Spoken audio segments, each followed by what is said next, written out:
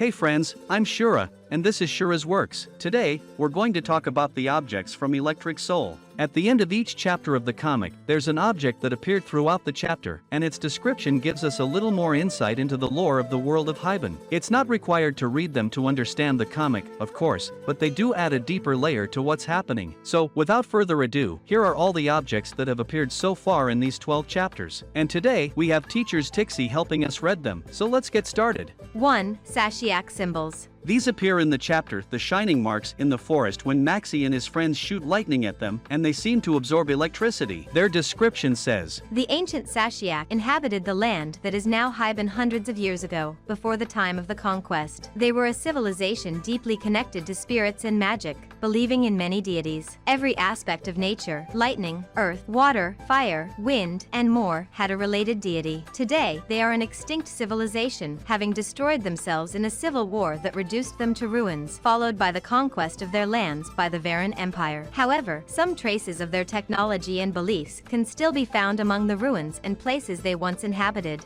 2. Sap of the Thunder Tree. This appears in the chapter It Was a Normal Day. It's at the top of the mountain, and the Electric Soul go up to bathe in this sap every morning at 4 a.m. to start their day. Its description says, in this chapter, Renji and Suma, the deities of thunder and plants, are mentioned for the first time, as well as the reason why the Electric Soul don't harm plants with their lightning. The ancient Sashiak believed that the goddess of plants, Suma, and the spirit of lightning, Renji, had a love affair that lasted many centuries. From this love came the thunder trees, whose sap helps calm the Electric Soul's impulse to release lightning from their bodies. The Electric Soul uses this sap to soothe their souls. A curious side effect of the sap is that anyone who applies it cannot harm plants with their powers. The plants simply remain unaffected by their electricity. It's said that this is a testament to the great love Renji once had for Tsuma, even though it ended catastrophically. 3. Siku.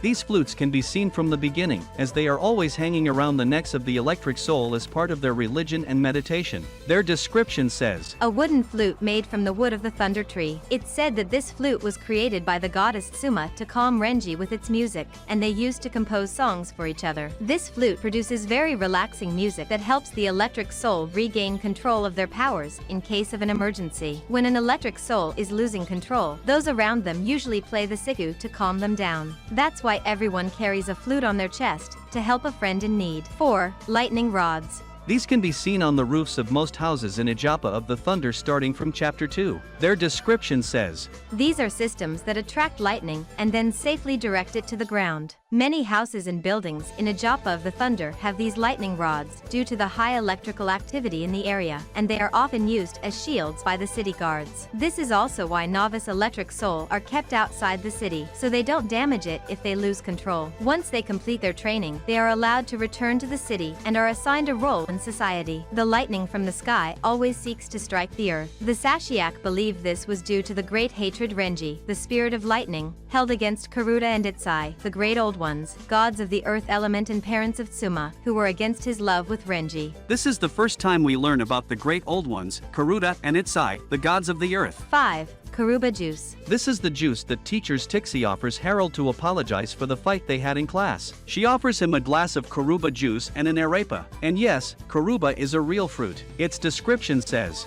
the Karuba, also known as tumbo or parcha, is a delicious fruit grown in the mountains of Karuta and Itsai, in the south of the Bresika continent. Due to its very acidic taste, juices and desserts made with this fruit usually include milk. It's said that the great old ones, Karuta and Itsai, the creator gods of the earth, loved their daughter with all their hearts and would do anything for her. So much so that when they saw their daughter didn't like some foods because of their extremely bitter or sour taste, the earth gods created cows so that their sweet milk could make these foods more pleasant. It's also said that this is why there are so many desserts and dishes that taste so good with milk and its derivatives, because the pleasant flavor is a testament to the love Karuta and Itsai had for their little one. This is the first suggestion that the great old ones, Karuta and Itsai, are not evil gods. On the contrary, they are very loving toward their own. 6. Telephenixes.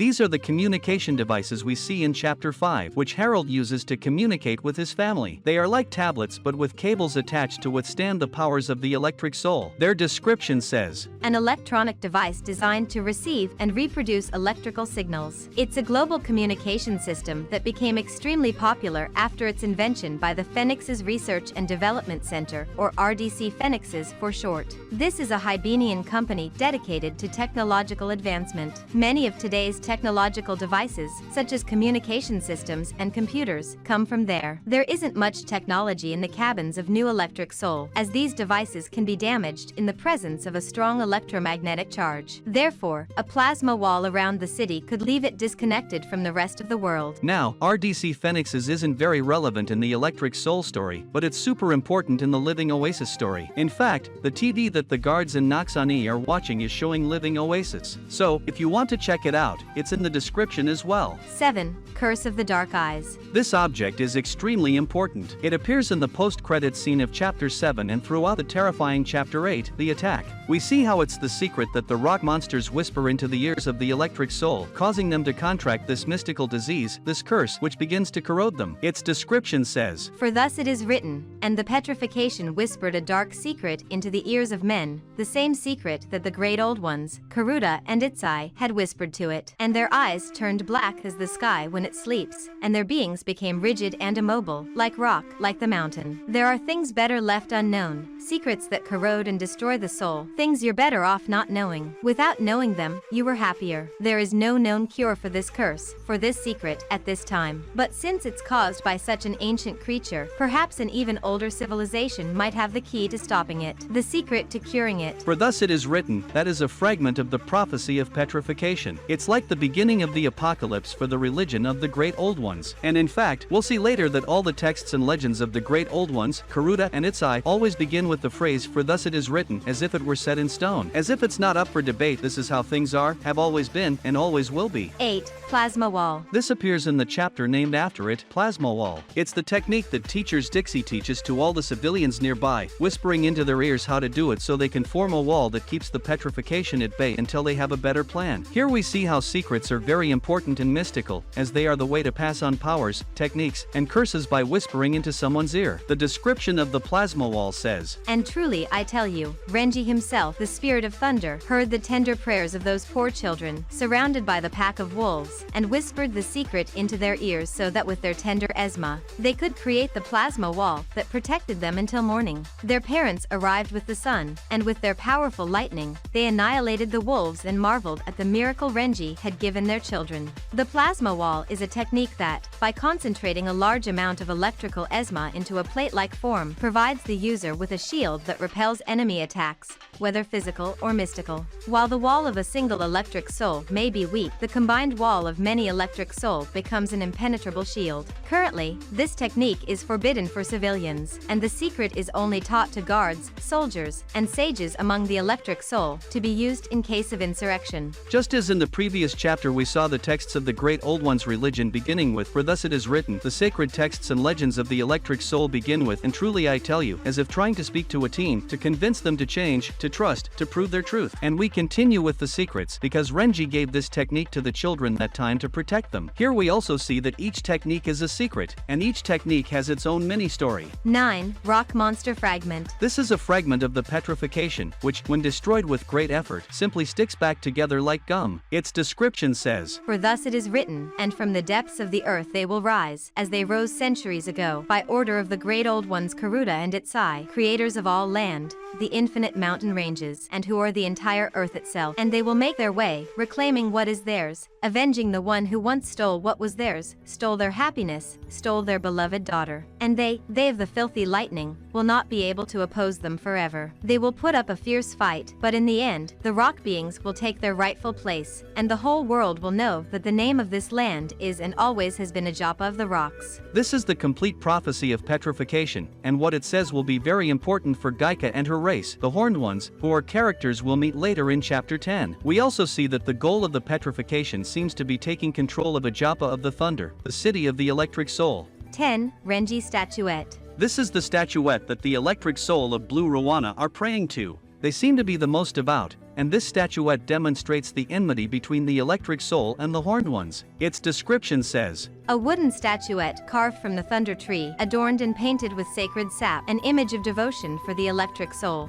There are many figures and representations of Renji, the spirit of lightning, the deity of the electric soul. Many depict his feats and miracles. This statuette, for example, shows him stepping on the head of a horned one, representing the moment he defeated the stone aura, the horned ones, and led his people to the promised land, a land he called Ijapa of the Thunder. In his humanoid form, Renji is often depicted as a young man with a cheerful smile and a kind gaze toward his people, but with a fierce demeanor and immense power against his enemies. Sometimes he is also depicted as a bird or various flying insects. 11. Panela. This is a very popular food, and the electric soul found several panellas in the shelter to make agua panela, a traditional drink, with them. Its description says, Panela, also known as rapadura, tapa de dulce, or gaika, among other names, is a typical sweet in the cuisine of many countries in Brescia. It's made from the non-distilled syrup of sugarcane, which is dried and stored in blocks or bricks. It's clearly a sweet rock. It's used by people with limited resources to make warm,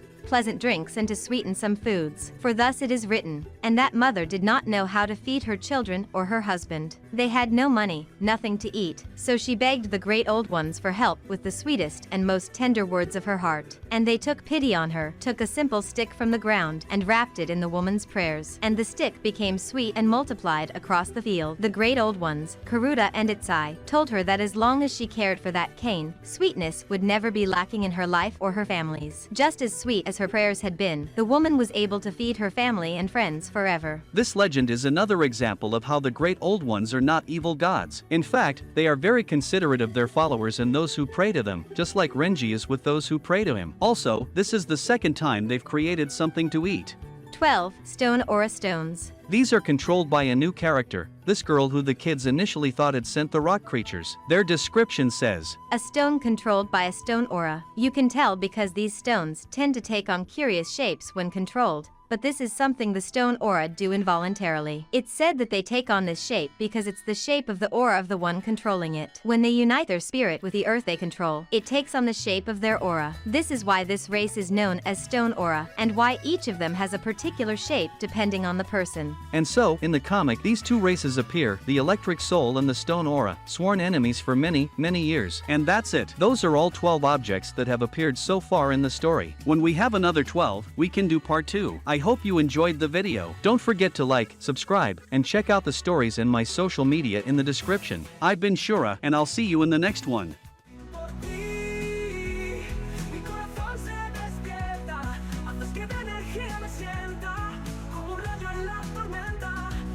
Siempre lucharé por ti con mi alma eléctrica.